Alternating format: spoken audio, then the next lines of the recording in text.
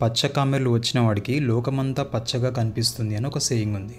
కొంతమంది వాళ్ళ mind set ఎలా ఉంటుందో వాళ్ళు చూసే ప్రపంచం కూడా వాళ్ళకి అలానే కనిపిస్తూ ఉంటుంది.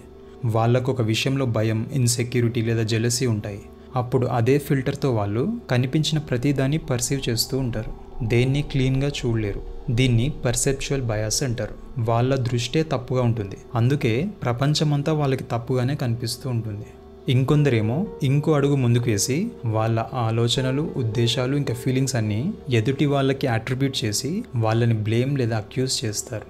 అంటే వాళ్ళలో ఉండే లోపాలు, వాళ్ళు చేసే తప్పులని అవి తమలో లేవు, ఎదుటి వారిలో ఉన్నాయన్నట్టు భావిస్తూ ఉంటారు. దీన్నే ప్రొజెక్షన్ అంటారు. ఉదాహరణకి, ఎక్కువగా అబద్ధాలు చెప్పేవాళ్ళు నువ్వు నిజాయితీగా లేవు అని ఎదుటి వాళ్ళని ఆరోపిస్తారు. నెగటివ్ ఇంటెన్షన్స్ తమ వైపు ఉంటాయి, కానీ వేరే వాళ్ళు తమ మీద యూజ్ చేస్తున్నారని అజ్యూమ్ చేసుకుంటారు. వాళ్ళు కోపంగా ఉండి నువ్వెందుకు అగ్రెసివ్గా ఉన్నావని ఇంకొకరిని ప్రశ్నిస్తారు.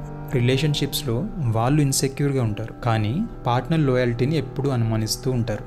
ఇది వాళ్ళు కావాలని చేసేది కాదు, నిజంగానే వాళ్ళ బ్రెయిన్ ఇలా ప్రాసెస్ చేస్తూ ఉంటుంది. అందుకే వీటిని గుర్తించి మన జాగ్రత్తలో మనం ఉండాలి.